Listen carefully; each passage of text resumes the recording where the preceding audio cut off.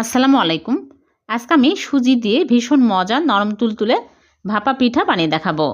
প্রথমে একটা বোলের মধ্যে নিয়ে নিচ্ছি সুজি ১ কাপ, পানি ১ কাপ আর স্বাদমতো লবণ দিয়ে আমি ঢেকে রাখবো ১০ মিনিট। আর এদিকে ভিতরে পুর রেডি করব। নারিকেল গুঁড়া ১ কাপ, খেজুরের গুড় 1/2 কাপ, এলাচের গুঁড়া দিয়ে আমি নেড়েচেড়ে শুকনো শুকনো করে নামিয়ে নিলাম।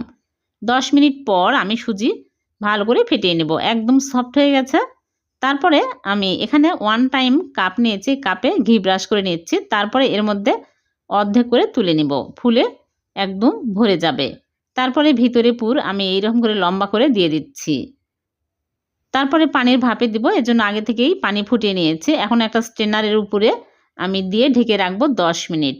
১০ মিনিট পর আমি চুলা থেকে নামিয়ে ঠান্ডা করে কেটে আপনাদেরকে দেখাচ্ছি।